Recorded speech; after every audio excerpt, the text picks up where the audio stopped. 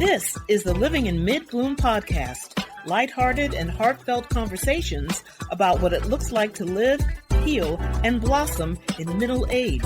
I'm your host, April Pruitt. Let's get our bloom on.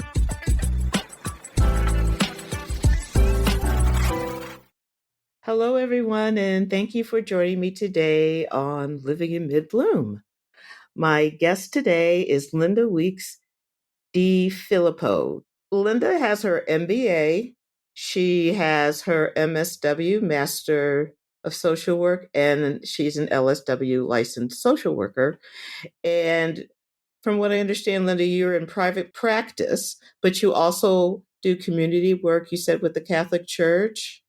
So I work in community mental health, and I work for Catholic Charities. Okay. And I also work in private practice. So I'm seeing clients in 2 different locations. Okay. And where are you from? I am coming to you from New Jersey today, and I'm originally from New Jersey. Okay. Have you always lived in New Jersey? Except for 2 years that I lived in Texas. Yes, I have always lived in New Jersey. Okay. All right. So let's talk about, and this is very common with the guests I have, that their careers started one way and kind of did a 360 and they're doing something else. I know that you started in finance. Why were you interested in the first place? Well, I think at the time when I went to college, everyone was a business major. It was just kind of all the rage, right?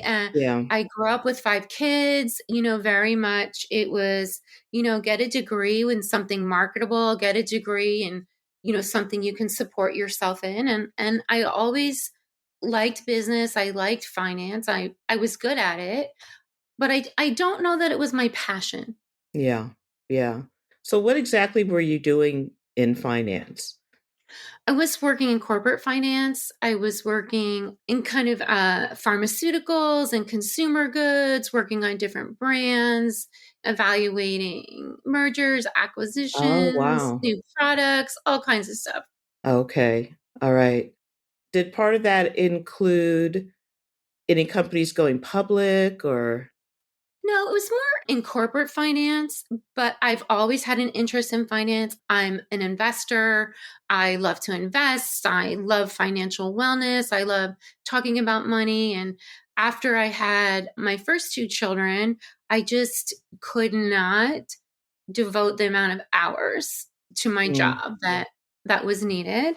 So I then started working more I worked for some financial advisors. I worked for an investment newsletter because those were types of jobs I could do that were more flexible and be home to, raise my children. Right. When did you decide I'm out? And Well, it's interesting, April. I've always been a volunteer, right? I've always been very active in different things, and I'm a master gardener in New Jersey with kids. I'm, the assistant treasurer, or I'm this, or I'm that. And I really did like volunteering, but I didn't feel like it was enough, that I had enough of a voice, enough of a role. And I really wanted to make a difference. And when I sat down and really thought about it, I wanted to be a therapist so I could create lasting change in people's lives. Wow. Like you said, not having enough time to spend with your family. How many kids do you have? Including or excluding my husband? Let's include him, please. If you include my husband, I have 4. No, Okay. I have 3 children, but I would say I have a more traditional role in my relationship. So sometimes as women, we feel like we are wearing a lot of hats and taking care of a lot of different things. Right. It's as if we are, but we're really not, are we? Okay, so then you went back to school. How did all Yes. that fit in? Well, it was funny. I always had wanted to go back to school, but I couldn't figure out how to have 3 children. I live in New Jersey, and the commitment to traveling and going to classes and doing all that. So before online was a thing, before the pandemic was a thing and everyone Yeah. was on online, I found an online program and I was like, oh, I can do this Oh, from my wow. home. You know, I can put my child to bed and attend a class. And that's what made it possible for me. Oh, that's fantastic. So how long did it take you to go through that process of your LSW and MSW? The degree is 2 years if you do it full time. So I did like fall, spring, summer. So I did like 3 semesters in a row because once I make up my mind, I want to get it done. I don't know if everyone knows, you also have to do so many hours of practicum. You have to, Okay. have internship sites, and it takes therapists a very long time to become licensed. You need like between you have to pass a test to get your first license, and then you need between 3,000 or 4,000 hours to be independently Oh, licensed. wow.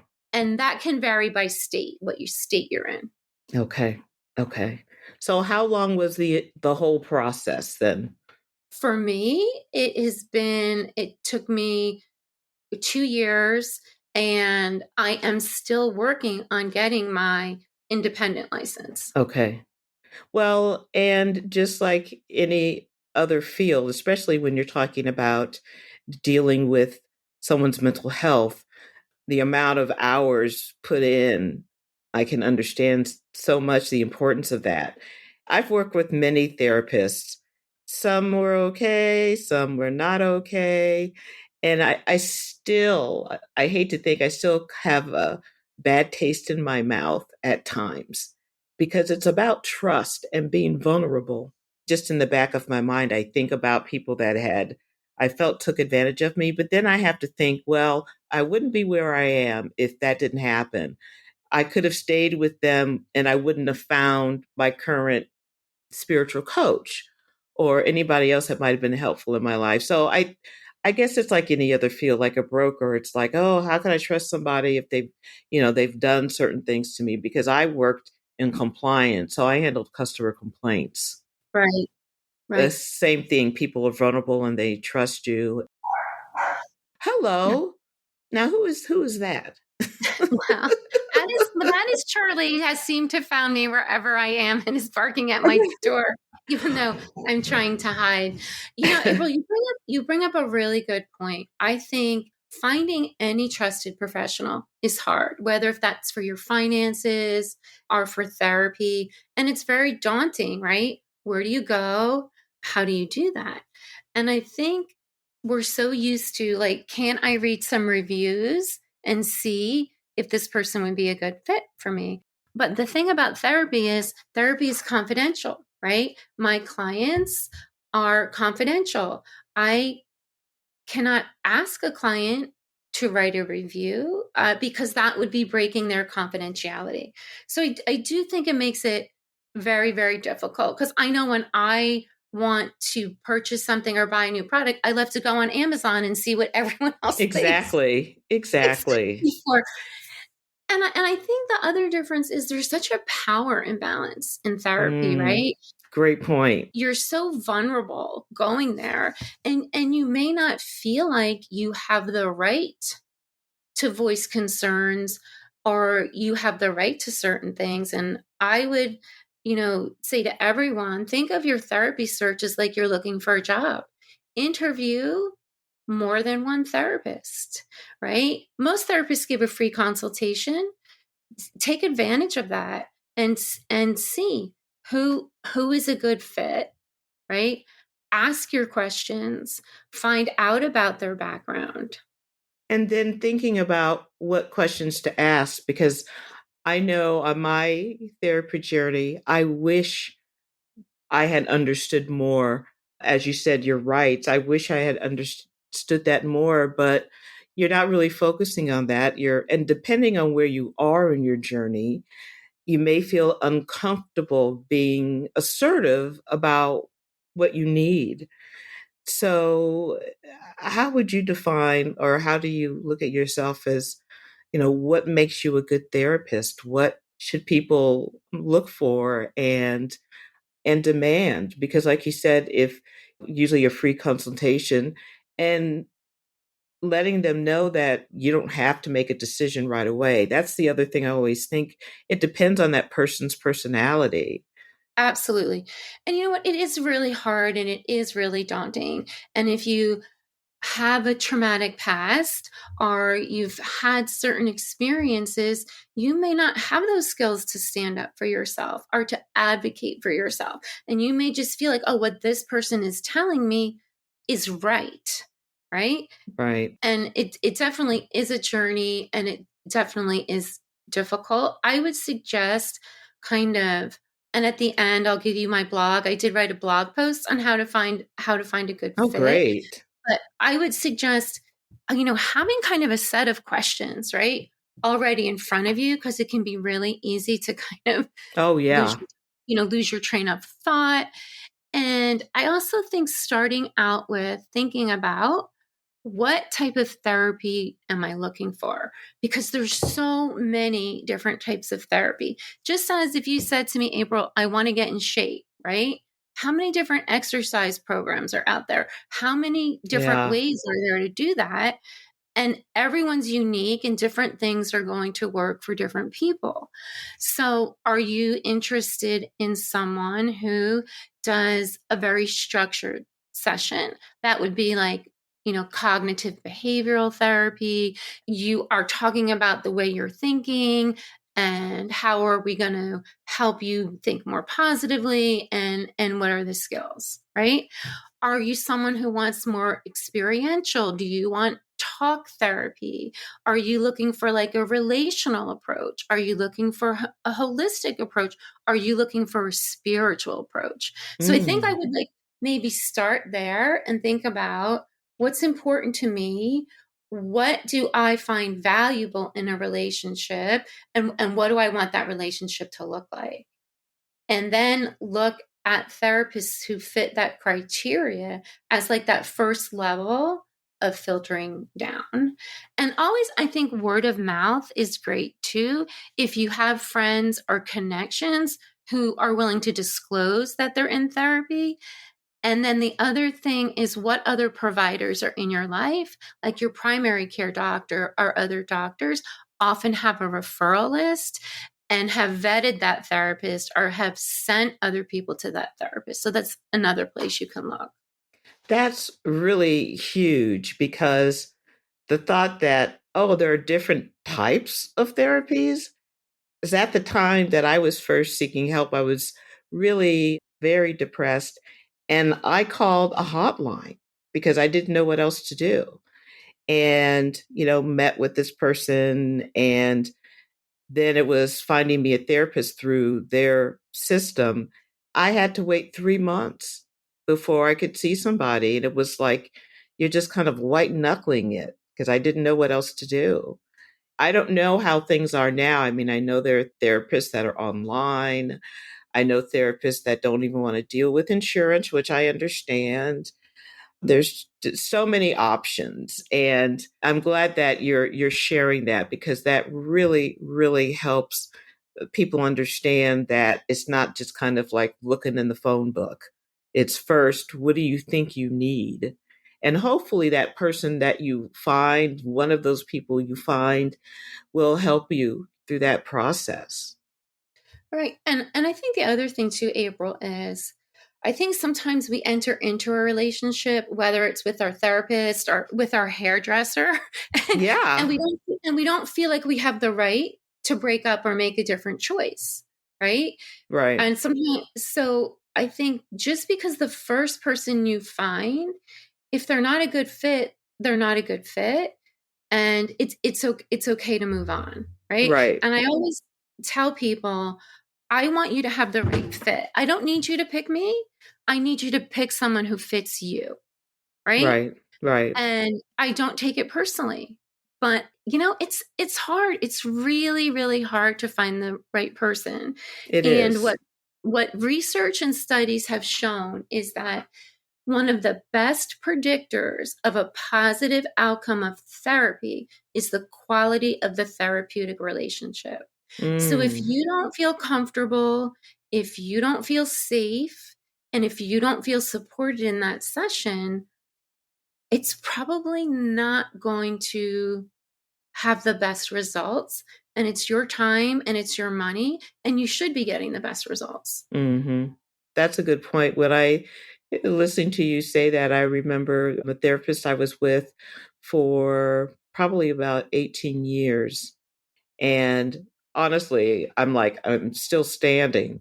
But I had a greeting card business that I had on the side while I was in the financial business. And it was very personal to me. And I remember her telling me, yeah, I shared this stuff with my son, and he had some ideas I think that you would find helpful. And of course, I'm just like, what the? But I was too afraid to say anything because it's like, I just was. April, I'm so glad you said that. And this is a really great point that you brought up. And I think, people don't like, yes, I understand all my ethics and my codes and my professional obligations because I have to. But a client coming into therapy doesn't know that. It's not like you get a guidebook and say, these are the rules your therapist is supposed Yeah. to follow. But the first thing is, and what I tell clients when they come see me is everything you tell me is confidential. And there's a few reasons I would break confidentiality would be like you are thinking of hurting yourself or hurting Right. someone else. But I should not be sharing anything that a client is telling me in session because it is my job to protect your privacy. And I also tell my clients, if I see you in public, I will not acknowledge you. So don't think that it's not because Oh, I don't want to acknowledge you, but right. it's my job to protect your privacy. If you would like to acknowledge me, that's totally up to you, but I will never acknowledge you first. Oh, wow. To me, that's powerful. You're making sure your client has the power. I shouldn't say the power, but that they have power in that relationship. Absolutely.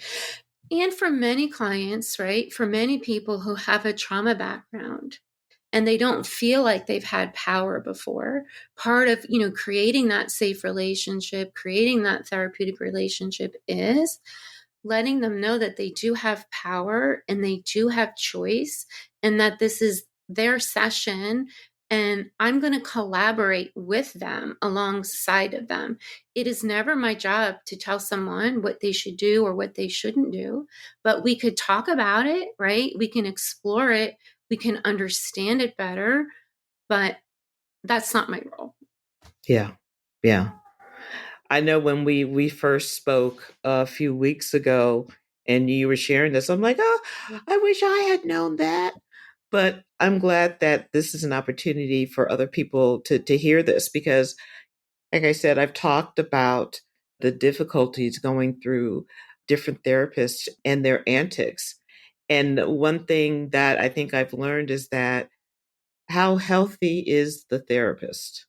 And, yes, people can continue to work on themselves wherever they are in their life.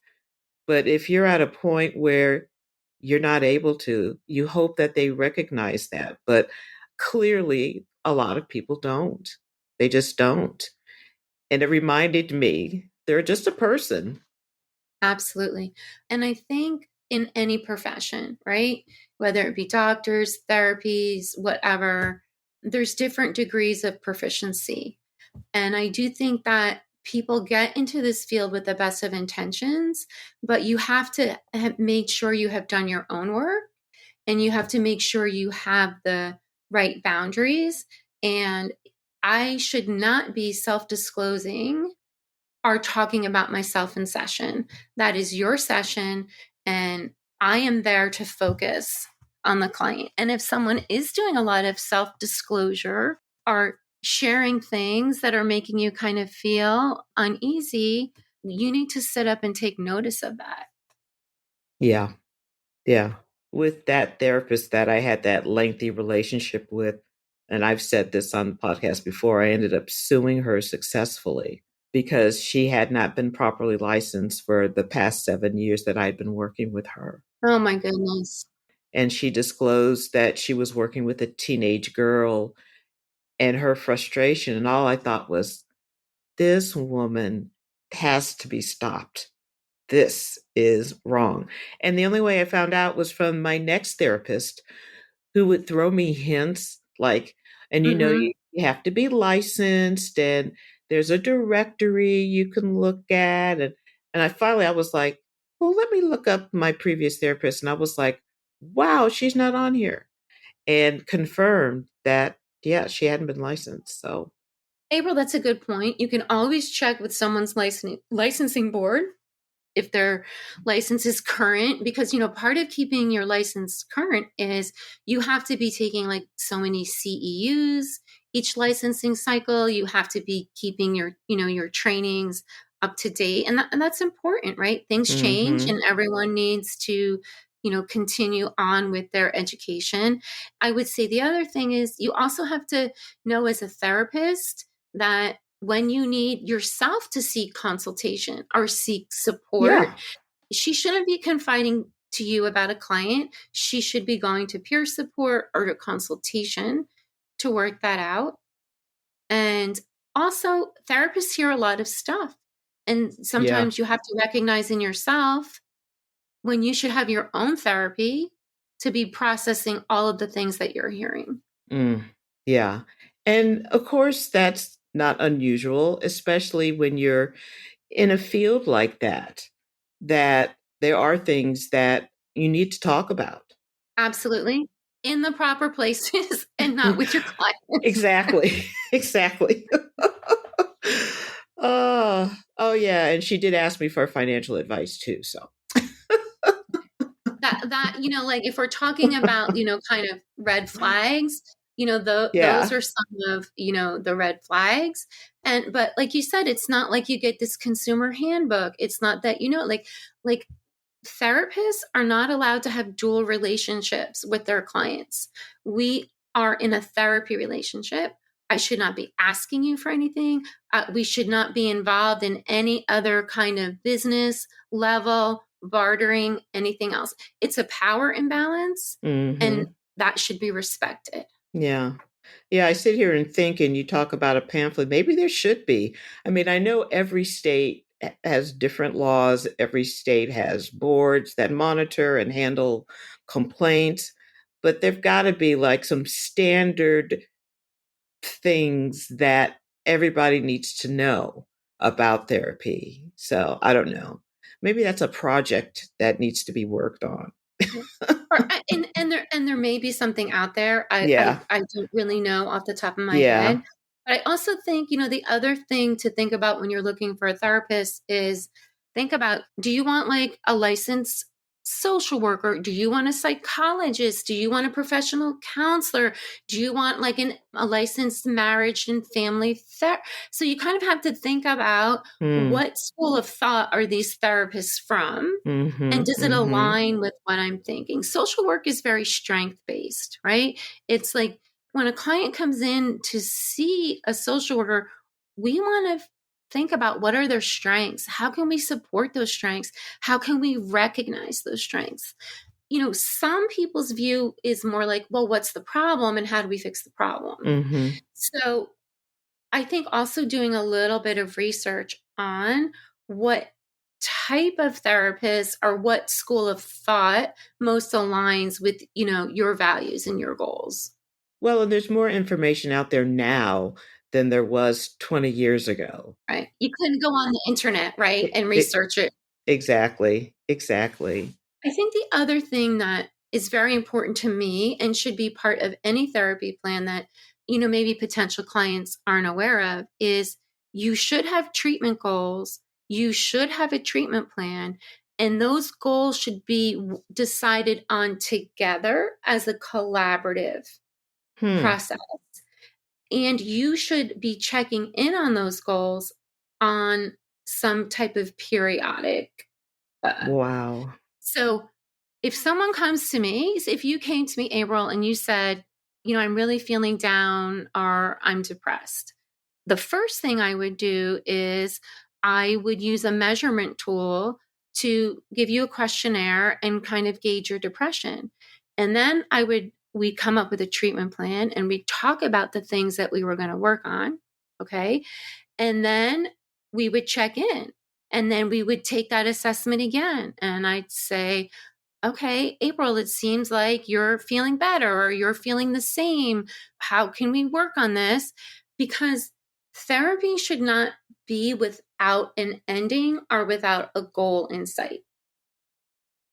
And when you reach your treatment goals, it's my obligation to end the therapy, because my goal for all my clients is I want you to fire me. I want you to get to where you need to be. Yeah. Yeah. That is huge. That is so huge. I mean, when you think about it with anything else, it's like with a financial advisor. What are your financial goals? Mm-hmm. You're going to your doctor and you've got some issues. Okay, let's put a plan in place to get you healthy or whatever it may be. And in this field, that's why I ended up with that therapist for so long, because I didn't even understand about an end date or any specifics. So I've learned a lot from, these negative relationships, but I don't want people to have to go through something like that in order to get where they need to be or see the person that can really help them. With my spiritual coach, it's been through the years, we've been, I guess, maybe like 4 years, 4 or 5 years off and on. And what I found is that we don't talk as much. I mean, I used to talk to her weekly and it was necessary. Mm-hmm. And now it's maybe once a month or 6 weeks or whatever. And one, I feel proud because I've grown. But she and I, my previous therapist from her and her, they were the ones I talked about end goals of I love you, but I don't want to see you. It's like I want you to be healthy. I want you to be happy. And they built up, trust. You can't compare those relationships to much because Absolutely. it's been life changing for me. Yeah. I'm so grateful for that. I'm glad you landed where you needed to be and you Yeah. found the help and support that you needed.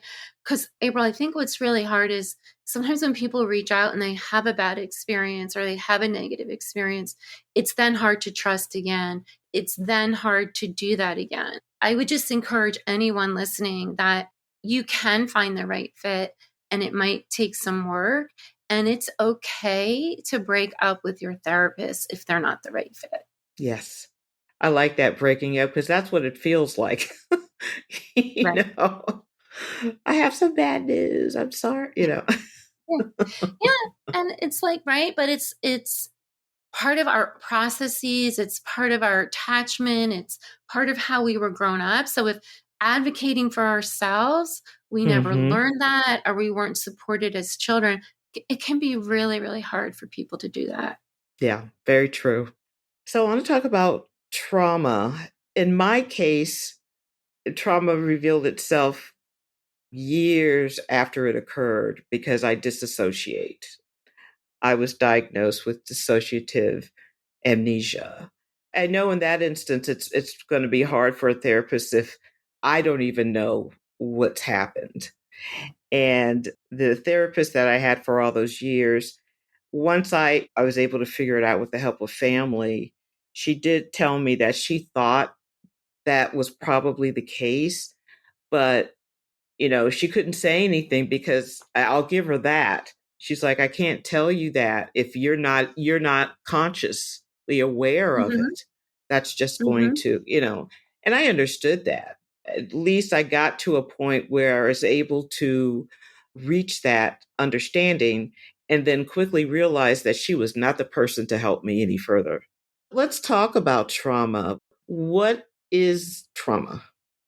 Trauma has so many different definitions. And sometimes trauma is something that's happened to you, and sometimes trauma is the absence of something that didn't happen. Hmm. So I think, for some people, right, you can have a threatening experience or something happened to you and you know that that was traumatic and you can label that as I had trauma. But, for some people, emotional neglect or never having felt like someone cared about you in your life is also trauma and shows up in so many ways. But people often think, well, it wasn't that bad. Like maybe I didn't have a great childhood, but it wasn't like that bad. But Yeah. it is traumatic. Lack of love. I mean, lack of Absolutely. affection. Yes. All of that. All of that. And I think, sometimes I'll start working with clients and they'll come in with like a symptom, say like I'm so anxious and I don't know why I'm so anxious. But then as you start like, digging through their story, you find out that, oh my goodness, they didn't have anyone attuning to them in childhood. They were constantly being yelled at or criticized and they were on edge their whole childhood and they never felt safe enough to feel a feeling or they don't even know how to feel a feeling. So Mm, sometimes our symptoms are masking, deeper things that are going on underneath. yeah. You make such a good point because, like you said, trauma isn't something big and huge. It can be so simplistic, like you said, of not having affection, or if you've never told you've been loved, all of those things impact you. I remember years ago, was it Romania, where there were all of these babies that were left behind and they did not, because there were so many, they all couldn't be held or hugged or loved, and it just damaged them. I want to say something as simple as that, but like you said, this, the lack of, then you don't even know how to live your life if you don't even understand that it's basically you against the world. Absolutely. I think what, I see over and over again is our attachment experiences Yeah. influence our trajectory for the rest of our lives. They influence how well can we function in this world? How well can we get along with other people? And if we didn't have that modeled for us, if healthy relationships were never modeled for us, Yeah. Yeah. it's hard for us to understand that. Yeah, very true. One of the things that I always do with all of my clients, because what made me think of it, April, was when you were talking about, I didn't know what was going on with me. I had this, I was dissociative. I didn't know. So one of the things I do with all of my clients when they come to see me is I have them fill out an ACEs survey. If you don't know what that is, it's called Adverse Childhood Events, and Oh, okay. it's 10 questions and it's kind of asking about the first 18 years of your life, and it'll have questions on Hmm. it like, did someone yell at you, put you down, were you afraid at home, has anyone ever hit you, did you feel loved, did your family look out for you, did you lose a biological parent to divorce, were your caregivers had addiction issues, was someone in your family mentally ill? Did someone in your family go to prison? So it's Oh, 10 wow. questions. It's 10 questions and then you add up the questions and you get a point for each one you answered. Yes, this Okay. this happened to me. So if I have a new client come in and they fill this out and they have a 4, a 5, a 6, a 7, an 8, or a 9, Yeah. regardless of what they remember about their childhood, I am already have a barometer for starting out that Right. this person has experienced a lot of trauma. Right. Right. Oh. So, what do you find helpful in healing trauma? I don't know what methods you use, or if it's a variety, or but just in your work, how does that look? There's kind of different schools of thought in therapy, and it's called a bottom up approach and a top down approach. So, a bottom up approach is, your trauma resides in your body and in your nervous system and that needs to be healed. So I would say I am a bottom up therapist, and I believe that we have to heal what our nervous system remembers, what's in there. A top down therapist is more like your CBT therapist, What's CBT? cognitive behavioral therapy. So if you had someone saying, I'm worthless, you would work with them to try to reframe that negative cognition to be saying, something like, I'm doing the best I can. So, like, trying to take someone who always thinks the half is glass empty to changing it to the half is glass full. So you're trying to change your thinking and your cognitions. I am more of the school. We need to change those feelings, impressions, and feeling states that are stored in our nervous system. Mm, So, for example, if you grew up in a family where you didn't feel loved and you were constantly yelled at and constantly criticized, my guess would be your nervous system was constantly on edge, expecting the worst. And your wow. nervous system, when you are an adult, is still very sensitive and still very on edge based on your childhood experiences. Yeah. Yeah. Okay. So people have to learn how to process those experiences. How can I feel safe? If you didn't feel safe as a child, you probably don't feel safe as an adult. Yeah. That's really interesting because I know early on, seeing my first therapist, not much happened. I mean, he was a nice guy, but it was like he wanted me to tell him, I guess, what I needed or what I didn't know. All I knew is that I'm depressed. I have no Right. clue why. I'm not sure what's supposed to be happening here. Somebody told me, I forgot the term for that kind of therapy. She called it old school, but whatever. But what you're talking about is just really kind of like, actively involved in, okay, this is what's happening.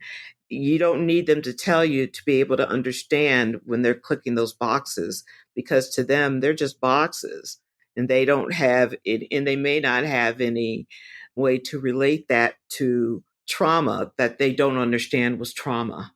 Exactly. And I would never directly ask someone about their trauma story because that can be very re traumatizing. My first goal is, how do I understand this client's nervous system, their emotional vocabulary, and how do I create a sense of safety for this client? Yeah, Because, sometimes you could go see someone, and if they pull that band aid off of your trauma story right away, that can be terribly re traumatizing to yeah, someone. yeah, And if you've had trauma, I suggest look for a trauma therapist, look for a trauma informed therapist, who knows about the techniques and what to do. And I find often a lot of people with trauma, even feeling a feeling is very, very scary, or even they might not even have the language to recognize or understand their feelings.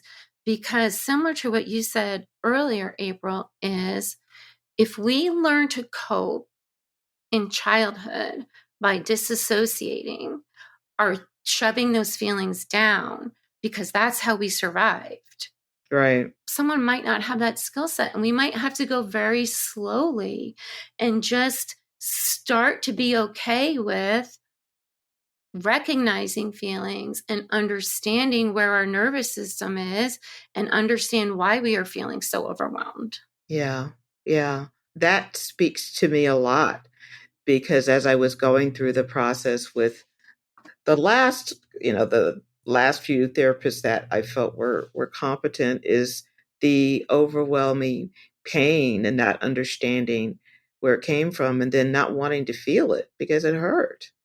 Absolutely. And I think the other thing is too, like, you want to have this ability as a therapist to pendulate and titrate someone's emotions, right?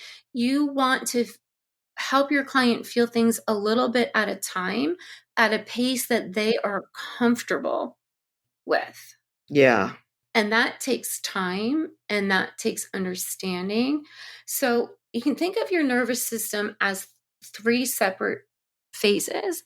The first one I'll talk about is our window of tolerance. And our window of tolerance is that place where we feel connected and we feel safe and we feel grounded, right? That's our Yeah. window of tolerance. And then kind of above our window of tolerance is where we're, very reactive, and it would be called like a state of hyper arousal. So you might feel very anxious, you might feel very on edge, you might feel very hyper vigilant, where you have that like fight or flight response, like I have to get out of here. And then on the other side of the window of tolerance is what's hypoarousal. That would be I feel very shut down, I want to withdraw, I just want to recede, I don't want to be seen. Yeah. When we've had a lot of trauma in our lives, our window of tolerance is very narrow. We don't stay in the zone often, and it's very easy for us to be triggered out of that zone very, very easily. So when you have someone who's had a lot of trauma, one of the first steps is, can we create more safety? And can we take that very narrow window of tolerance and can we expand it? And then after we expand that window of tolerance, and after we've learned coping skills, and after we've learned to regulate our emotions, and we're feeling safe, then that's when we can start beginning to process some of the trauma. It's interesting. I've heard this term used this past year, regulating your emotions. And I chuckle because I think about my family and like regulating emotions. Oh, that did not happen. It just makes me laugh to think that something as simple as that is like you actually have some control of your emotions. You don't have to scream and shout and yell at everybody. And I'm always just fascinated the things that I just learn about. And again, people, they do their best. That's all you can say. I think, April, to your point, right? We have caregivers who are repeating the way they were raised, right? We're repeating patterns that are being handed down from generation to generation. Hopefully at some point, like with you seeking therapy or other people, seeking therapy, we're trying to change ourselves and try to model something different for our children. But if that was never modeled for you, how do you know how to do that? So Right. a large part of therapy often is just modeling a healthy relationship, right? Attuning to someone who's coming in to see me, attuning to them, listening to them. They may have never had that before in their lives. Yeah. Yeah. That's so true. When I think about it, therapist I had seen, and it felt like the first time that I saw empathy from someone. And that felt so good that this person acknowledged, yeah, what you went through was terrible. Just simply acknowledging that. And when I think years of therapy previously, I never saw that. At that point, I was very good at speaking my mind and, the issues I had with trust. And Mm-hmm. this actually was a referral from my general practitioner, and it all worked out. It just makes me think about that, though, the people that really can show you this is how it's supposed to be, that I'm here to support you, and that I hope that we'll stop seeing each other. I think what everyone needs, April, is everyone needs a compassionate witness in their life. And if you didn't have that compassionate witness growing up, you really need that to be able to feel safe again and trust again and have a sense of connection. Because when we're traumatized, we disconnect to protect ourselves because that was our coping skill Right, when we were younger. right, right. So let's talk about some of the other the work that you do. I've heard of EMDR. I've heard that term. I never really looked into it. And then you've got parts work and then nervous system regulation. So can we kind of walk through those? Sure. My approach to therapy is more eclectic, and I want to see for each client what is going to work for them, right? It's really Hmm. not about what I want. I want to see what the presenting issues are, and I want to see what can help them. And when I talk about parts work, you might have heard other terms like ego state therapy or internal family systems or terms like that. But parts work is we all have different parts of ourselves. I could have something happen and a part of me could feel happy about it, and maybe a part of me could feel sad about it, right? Right. So you all have these kind of naturally have these different parts. Gotcha. You talked a little bit about disassociation before, and disassociation is like it's a spectrum, right? I could drive somewhere and get there and be like, oh, I'm not sure I remember like driving here. Or Right. Right. that's like disassociation, right? And then you could have on the totally other side of the spectrum someone who has a dissociative identity disorder, which is where they have very separate and distinct Right. parts. Right. And then you have a continuum in the center. So oftentimes for people who've had trauma, the way that they have survived is they have other parts that are holding their pain Okay. because that's how they've made it Yeah. through. For example, if you personally said you had things that you didn't remember when you first went to therapy, and that makes sense to me because that's how you survived whatever you went through. Yeah. So oftentimes part of the healing process is taking the time to connect to those parts and what do those parts need, what do those parts feel, and like maybe some for someone like you, April, maybe you had this younger part who didn't get what they needed or was hurt by someone, so we would kind of slowly want to understand about that part and work on healing that part together. Because what comes out for people is when we have parts, younger parts that were hurt, they're kind of stuck in that time period. So I don't know if this has ever happened to you. Someone talks to you in a certain tone or yells at you or criticizes you in a certain way. And oh my gosh, it's like that feeling when you were a child, and it can just take you right back there. It's interesting that you say that because I know I was leaving a session with the bad therapist and bad therapist. And I was driving home. I'm on the highway. I felt like I was 10 years old and like couldn't reach the pedals. It was frightening. I mean, I felt like I'm a kid driving this big old car. And that just threw me for a loop. Just to what you said, if there are parts of you who did not get what they needed growing up, part of the therapeutic process, part of the self work that you can do on your own is how do you today as an adult give those parts what they need? Yeah. That might be self love, self compassion. I do a lot of visualization, I do a lot of work with getting those parts what they need so they can actually understand it's the present. You're an Hmm. adult now.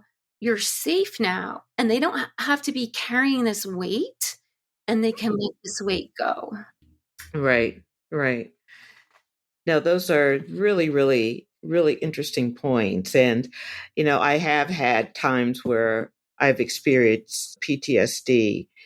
Thank God I had people that cared about me that were with me because there were things that were said that I don't remember hearing, but I responded to them because they were disturbing, but I don't remember actually hearing what was said. So, yeah, that's interesting. So, tell me about EMDR.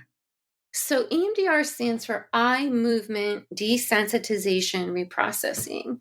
I find it a very powerful therapy. I use it with a lot of my clients. I'll explain it this way in very non clinical terms. If we can think of our brain, and in our brain, there is a storage room that has all of our memory files. Hmm. And think about if all those memory files are neatly placed on the shelves. But in some people's storage room, memory room, some of the files are thrown all over the floor. Mm. And these are things that have happened to us, negative experiences that have happened to us that are affecting us in the present. They happened in the past, but they're affecting us in the present. Okay. Okay. So you're having a conversation, someone's tone, something they say to you, it just makes you so reactive and puts you over the edge. And it's really not so much about that specific incident in the present. It's about everything that it's attached to in your brain. Oh my gosh, that just made Right. me feel like I was getting yelled at as a kid. Right. Or that Right. or that tone of voice reminds me of my abuser or something like that. And it just throws off our equilibrium. Right. So what we do in EMDR therapy is we target memories that are bothering us, and we work through EMDR therapy to take that file that's in our way, that's thrown on the floor, and we put it back where it belongs in the past, so that is no longer triggering us in the present. Okay. Okay. So how does that work look like if someone's in your office? So what that looks like is, first, you really want to have a very thorough assessment and understanding of that person's history. And the first thing you want to do is you want to make sure that person is very resourced and they have enough coping skills. So oftentimes I will spend a good deal of time just working on those things, right? A lot of visualization, one of my favorite is, it's called Calm Safe Place. Mm. Can we work together to create an imaginary place in your mind where you feel safe? And it's just, first we have to get like those skills, Mm-hmm. okay? And then it might be something like someone might come in and say, oh, I'm really having a hard time at work. Every time my boss tells me to do something, I get so upset. I get like and so overwhelmed. I want to work on this. And Yeah. someone's coming in and they think this is just about their job, or this is just about what's going on in the present. Yeah. And then we kind of, I'll sit there and I'll say, well, if you think of that feeling that you get when this happens with you and your boss, let's try to float back in your memory and see if that reminds you of anything. Okay. Getting the Okay. connection to, yeah. Getting the connection. And then someone will say, like, you know, my father was just so mean and so critical, and he was always yelling at me.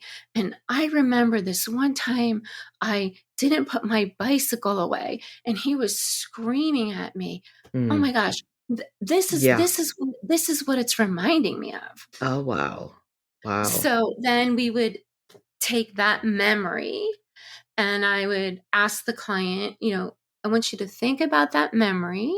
And we would do some type of bilateral stimulation.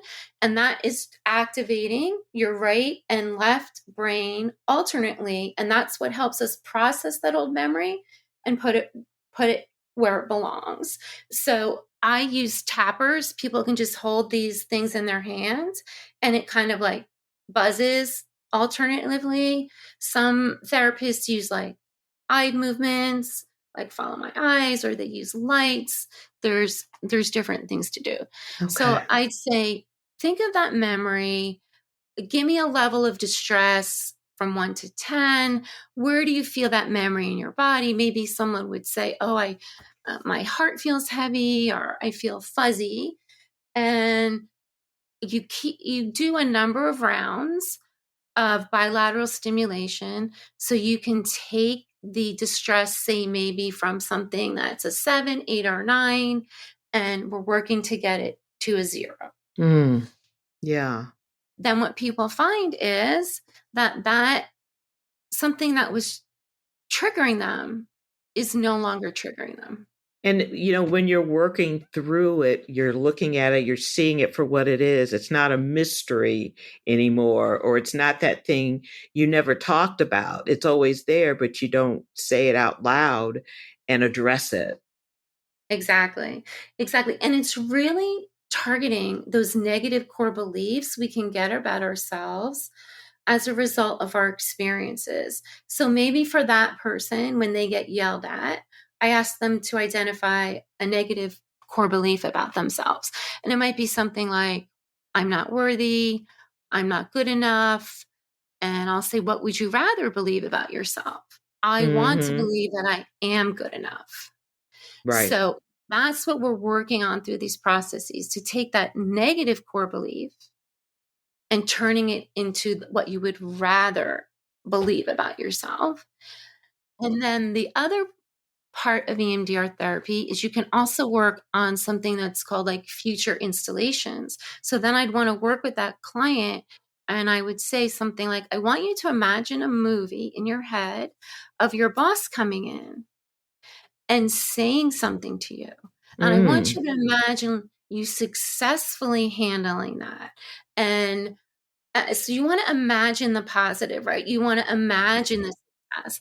And then we're also using bilateral stimulation to let our brain process that and incorporate that into our nervous system. Wow. That sounds, wow, really digging into what's going on with that person. And with all of this work, people have to be brave. I mean, what you're doing is you're touching on those things that have been painful in your life, and you want to figure it out. And so I look at anybody who's willing to look at themselves more closely, to want to change. Not saying anything negative about anybody that is happy where they are, and that's fine. I get it. This is a brutal world we live in, and I encourage anybody that is struggling, to try to reach out. What about those people who are afraid of therapy or just don't think therapy will work and they're suffering? I mean, Yeah, I think reaching out for help is kind of like the hardest step, right? yeah. It's like making that decision, and not everyone's ready. And if you're not ready, like then therapy isn't going to work, but maybe you'll be ready in the future. But I think, one of the things we talked about earlier, April, is there's so much information out there, right? Yeah. You can you can go on YouTube, right?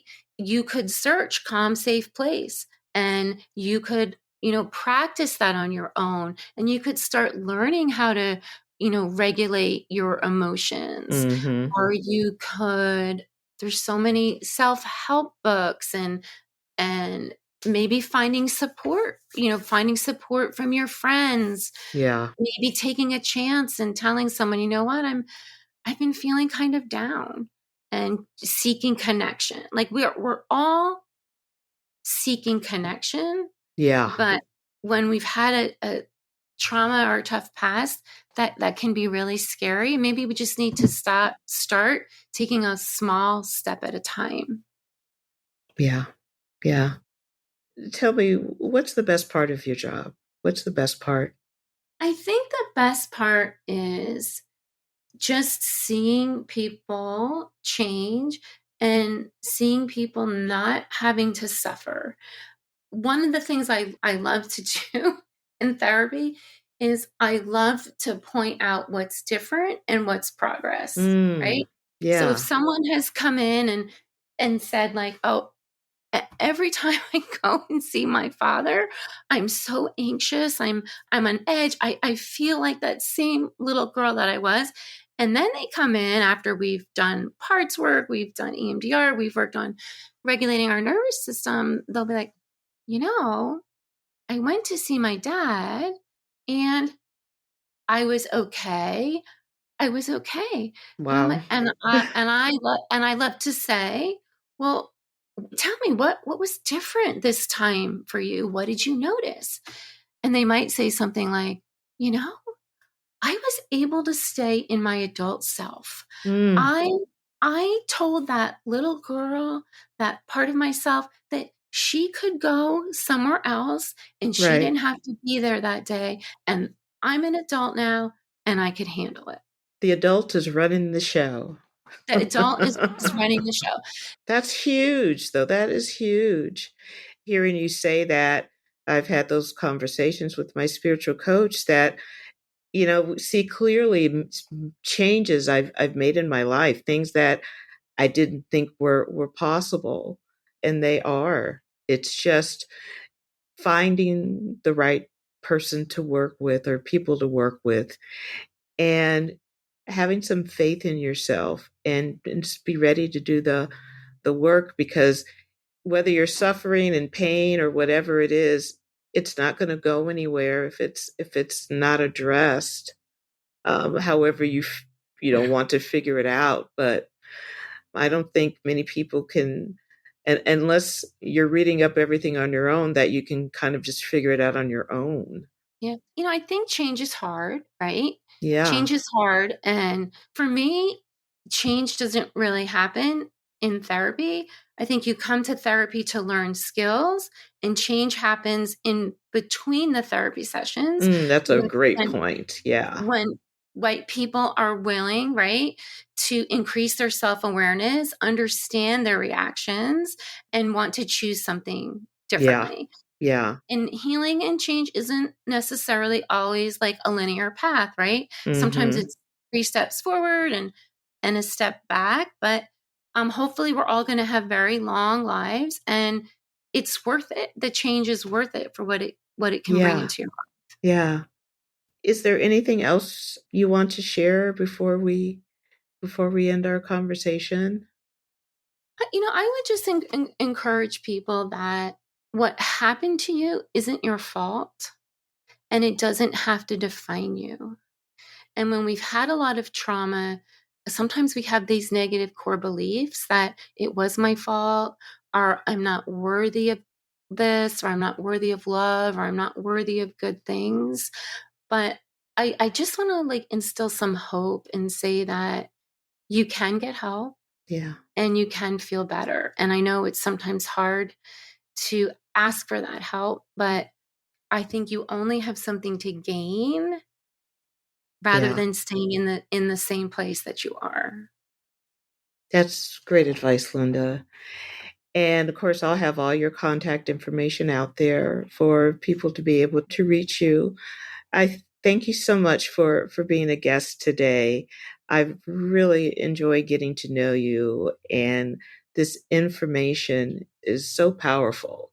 It really is, and I think people will really truly get something from this. So thank you so much. Well, April, thank you for having me. Have enjoyed talking with you, and thank you for all the good things on your podcast and spreading awareness and putting useful information out there for people. Oh, well, thank you so much. You have a beautiful day. You too. Bye. Thank you for joining me today on Living in Midbloom. I hope you found this episode insightful, meaningful, and maybe it's given you something to think about. I invite you to share your positive reviews or ideas on topics you would like me to touch on by leaving your comments on Apple Podcasts, Spotify, Castbox, Podchaser, or Podcast Addict. We are all divine beings who just want to be seen, heard, and loved. Have a beautiful day.